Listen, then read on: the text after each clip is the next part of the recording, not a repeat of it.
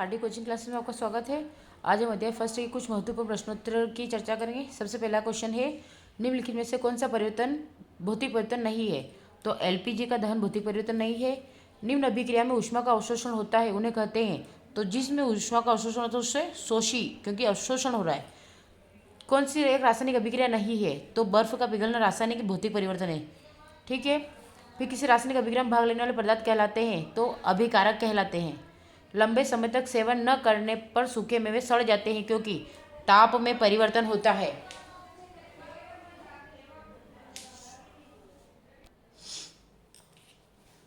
ठीक है। अगला आता है ताप में परिवर्तन। फिर Fe2O3 + 2Al L2O3 + 2 ऊपर की अभिक्रिया किस प्रकार की अभिक्रिया है? तो ये कौन सी अभिक्रिया है? विस्थापन अभिक्रिया है। सोने और प्लेटिनम को गलाने वाले अम्ल का नाम क्या है? तो एक्वारेजिया है जो अम्ल को गला देता है। मोस्ट टाइम भी क्वेश्चन है, देख लीजिएगा एक बार। फिर निम्न में से कौन सा एक रासायनिक परिवर्तन की विशेषता नहीं? तो आकार में परिवर्तन, बाकी सब भौतिक परिवर्तन। कैल्शियम ऑक्साइड की जल के साथ अभिक्रिया किस प्रकार की होती है? तो ऊष्माक्षेपीय अभिक्रिया होती है।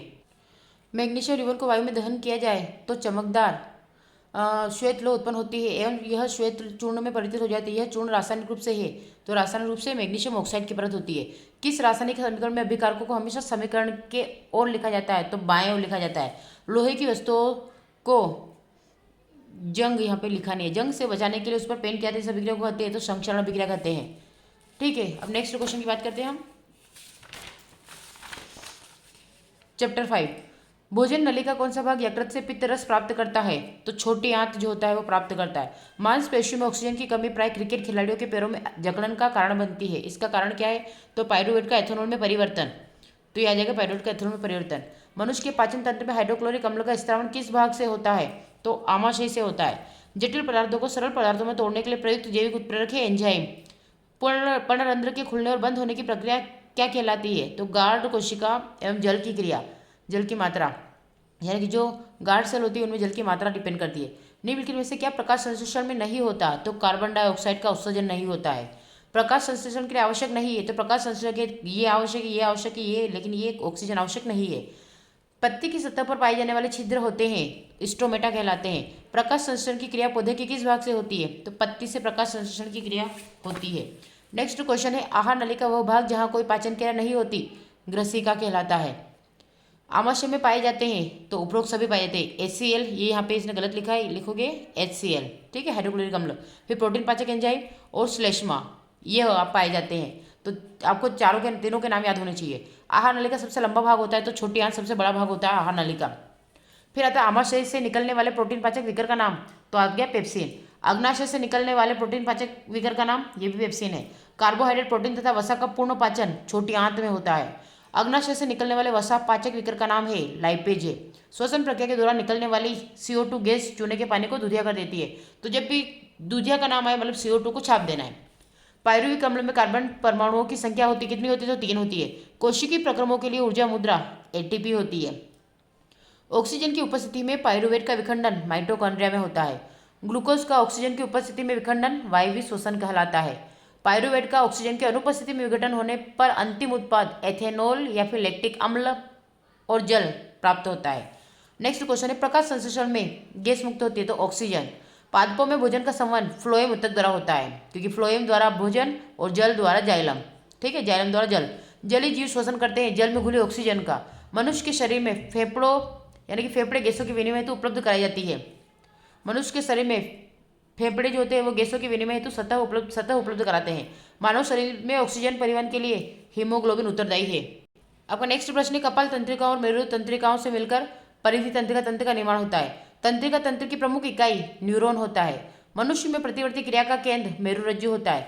मनुष्य के मस्तिष्क में सोचने वाला भाग अग्र मस्तिष्क होता है। मटर के पौधे में तंतु की वृद्धि का कारण प्रकाशानुवर्तन गति होती है। वृद्धि हार्मोन की कमी के कारण बोनापन हो जाता है। पराग नलिका के अंडाणु की ओर वृद्धि रासायनुवर्तन के कारण होती है। टेस्टोस्टेरोन हार्मोन का स्त्रावण मुख्यतः वृषण से होता है, तो ये भी अच्छे से कर लेना और ये भी कर लेना। फिर आता है एक ये वाला भी कर लेना आप, ये वाला और ये वाला। ठीक है, नेक्स्ट क्वेश्चन। फिर आता है पार्ट 9, गोली दर्पण की फोकस दूरी उसकी वक्रता त्रिज्या की क्या होती है? तो आधी होती है, इसको भी अच्छे से कर लेना। जब कोई प्रकाश किरण सघन से विरल माध्यम में प्रवेश करते हैं तो यह अभिलंब से दूर हट जाती है। मैंने अच्छे से आपको एक्सप्लेन कर रखा था। उत्तल दर्पण में प्रतिबिंब वस्तु से छोटा परंतु उल्टा बनता है। वाहनों के पीछे दृश्य को देखने के लिए दर्पण का आवर्धन 1 से कम होता है। अवतल लेंस सदैव छोटा, आभासी तथा सीधा प्रतिबिंब बनाता है।